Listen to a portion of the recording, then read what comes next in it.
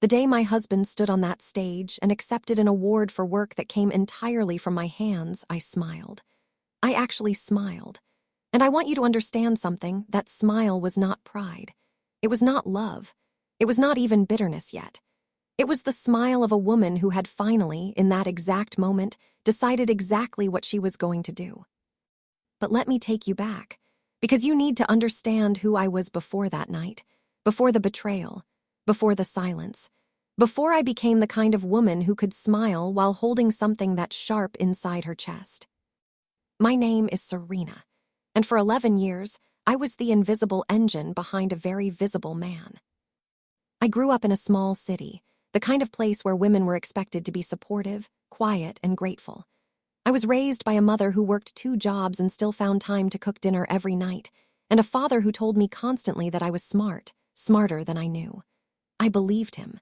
I carried that belief into every classroom, every exam, every project I ever touched. I was the girl who stayed late, researched deeper, thought longer. Education was not just a path for me. It was a language I spoke fluently. I met Daniel in graduate school. He was charming in that effortless way that certain men are loud enough to fill a room, confident enough to make you feel like you were the lucky one just by being near him. I was 24. He was 27. He had a wide smile and a way of listening that made you feel like the most important person alive. I fell in love with his ambition. I fell in love with his dreams. What I did not realize, not for a very long time, was that I was actually falling in love with my own reflection. Because the dreams he spoke about so passionately, they were built on foundations I quietly laid. We married 3 years after we met. It was a small wedding, intentional and warm. I wore my mother's earrings and wrote my own vows and genuinely believed I was stepping into a partnership. An equal one. The kind where 2 people build something together and share in everything, the struggle and the glory both. The first years were difficult in the way that early marriages often are. We were both building careers, both navigating ambition and exhaustion, both learning who we were as adults. Daniel worked in corporate consulting. I had built a specialty in organizational strategy and business analytics, a niche but powerful field. I was good at it. Genuinely, measurably good.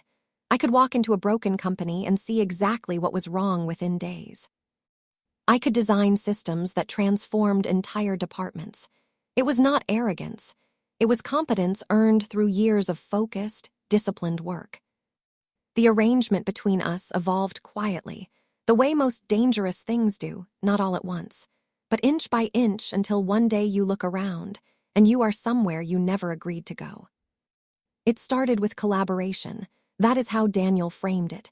He had a major client presentation coming up and he asked me to help him structure the strategy. I did not mind. I loved the work. I stayed up late putting together a framework that was tight, elegant, and completely original. He presented it. The client loved it. Daniel got the contract. He was so grateful that first time. He brought me flowers. He called me his secret weapon. He said he could not have done it without me, and I glowed. Because that is what we do when we love someone. We take their gratitude and we call it enough. The second time, he needed help with a proposal for a bigger account. I designed the entire strategic model, from the diagnostic phase to the implementation roadmap. He walked in with my work under his arm and walked out with a promotion. By the third time, there were no more flowers. By the 5th time, it was simply expected. And somewhere between the 5th and the 15th time, I stopped counting, because it had become the structure of our life. I was the mind. He was the face. I told myself it was teamwork. I told myself it did not matter whose name was on it as long as we were building something together. I told myself a lot of things in those years. Most of them were lies I needed to believe in order to keep going. But what I did not know then was that Daniel had started to believe his own performance. He had stood in enough rooms, accepted enough praise, shaken enough hands, and somewhere along the way, he had convinced himself that the work truly was his. That I was just a helpful background detail. That the brilliance everyone admired was genuinely, entirely him. I found out the truth of what he believed on a Tuesday evening in October. I had spent 3 months on what I privately called the Meridian Project, a complete organizational restructuring plan for a mid-sized tech firm that was hemorrhaging talent and losing market position. 3 months of research, analysis, interviews, modeling, and writing. It was the best work I had ever produced. I was proud of it in a way I had not felt proud of anything in years. It had my fingerprints on every single page, my thinking, my language, my structure, my vision. Daniel submitted it to a national business consultancy competition, under his name alone. I did not know he had entered it. He had not told me. I discovered it by accident. I saw the confirmation email come through on our shared laptop while I was looking for a document. I sat there and read it 3 times. My name was nowhere, not in the submission, not in the acknowledgments, not anywhere. I asked him about it that night, quietly, carefully, giving him every opportunity to explain. He said, and I will never forget these words, "Serena, I did the client work. You just helped with some of the research. I'm the one who has to present and defend it. It made sense to put it under my name. Just helped with some of the research. 3 months of my life, the best work I had ever done, just some research." I did not cry that night. I went very still instead, the way you go still when something inside you cracks so deeply that the sound does not come out. I looked at my husband across our kitchen table, and I saw him clearly for the first time in years. Not the man I had married, not the partner I had believed in. I saw a man who had used me so thoroughly and for so long that he had genuinely lost the ability to see what he had done. And that stillness inside me, that cold, clear, absolute stillness, was not grief. It was the beginning of something else entirely. The competition was 2 months away. Daniel began preparing to present, preparing to stand in front of judges and defend work that lived inside my head, not his. I watched him study my frameworks and struggle with the reasoning behind choices I had made intuitively. I watched him rehearse explanations he did not truly understand, and I made a decision. I did not confront him again. I did not argue. I did not demand credit or threaten or break down. I simply began to build my case, quietly, methodically, and completely. I still had every draft, every version, every time-stamped document saved on my personal drive going back to the first day I opened that project. I had research notes in my handwriting. I had emails to myself where I had worked through problems out loud. I had the original client brief that Daniel had forwarded to me with the message, "Can you look at this and figure out what they actually need?" I had voice memos I had recorded during thinking walks. I had a digital paper trail so complete and so clear that it told the story of that project from the very first thought to the final page, and every step of it led back to me. I reached out to the competition organizers directly. I sent a formal, professional email explaining that I was the primary author of the submitted work and that I had documentation to substantiate this claim.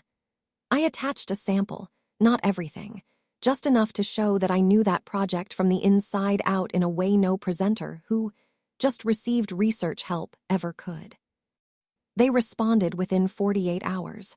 They asked for a full submission of my documentation. I sent everything. The night of the competition arrived. Daniel dressed carefully. He was excited, the kind of excited that belongs to someone who has never once considered that the ground beneath them might not be solid. He kissed me on the cheek before he left. I told him good luck, and I meant it in a way he could not possibly have understood. He walked onto that stage and the audience applauded and he smiled his wide, practiced smile. He began his presentation. He spoke about the framework, the diagnostic model, the restructuring approach.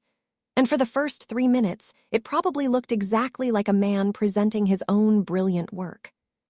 Then the lead judge raised his hand and asked a single question about the theoretical basis for one of the core strategic decisions, a question that went 3 levels deeper than the surface of the work, a question that required not just knowing what the framework said, but understanding why it was built that way, what it was responding to, what it was designed to prevent. Daniel paused. He looked at his notes. He gave an answer that was technically adjacent to correct but fundamentally hollow, the answer of someone who had memorized the map but never walked the territory. The judge nodded slowly. Then he said, "We'd like to invite the documented co-author of this submission to address that question." I was already in the room. I had been sitting in the third row. I stood up, I walked to the front, and I answered that question and the six that followed with the fluency and precision of someone who had lived inside that project for 3 months, because I had. I did not raise my voice. I did not look at Daniel. I simply spoke, clearly and completely, and let the truth of who had built that work become undeniable in real time, in front of everyone. The silence in that room when I finished was the most powerful sound I have ever heard. Daniel did not win the competition. The panel released a statement acknowledging a dispute over authorship and withdrew the submission from consideration pending review. Within 2 weeks, the full documentation I had provided, the drafts, the timestamps, the emails, the notes, had been reviewed by the organization's ethics board. They issued a formal finding that the submission had been made without proper attribution to the primary author. That finding was shared with Daniel's firm. He was placed on administrative leave the following Monday. I did not stay to watch the rest of it unfold. I had already spoken to a lawyer. I had already begun the paperwork. I had already arranged to stay with my sister for a while, in a quiet house with big windows and a garden where things were allowed to grow at their own pace. People asked me later, weren't you angry? Didn't you want to scream at him, confront him, make him admit it out loud? And honestly, no, because here is what I learned through all of it. Anger is loud, but it is also temporary. What I wanted was not a moment of explosion. What I wanted was permanence. I wanted the record corrected. I wanted my name restored. I wanted the work that came from my mind to be connected to my name in a way that could never be quietly erased again. And that is exactly what happened. The Meridian project was formally resubmitted under my name alone 6 months later to a different competition. It placed first. I stood on that stage, in a dress I chose for myself, and I accepted an award for work that I had built from nothing. And this time, the smile on my face was real. My mother was in the audience. She cried. I did not.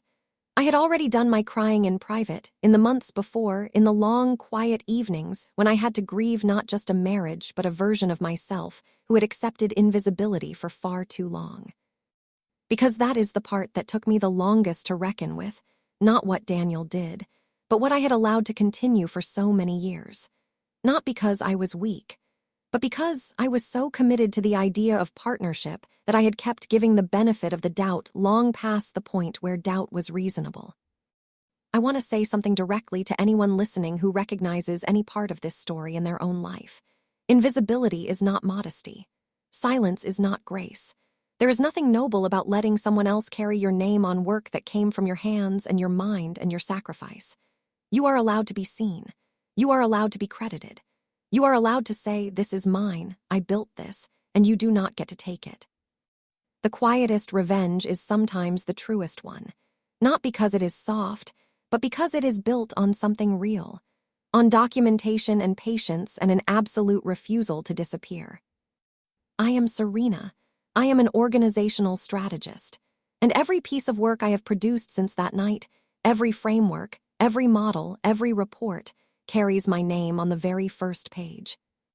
Not because I need the validation anymore, but because I have learned, finally and completely, that the truth does not announce itself. You have to be willing to walk into the room and speak it out loud. And I promise you, when you do, the silence that follows is worth every single moment of waiting.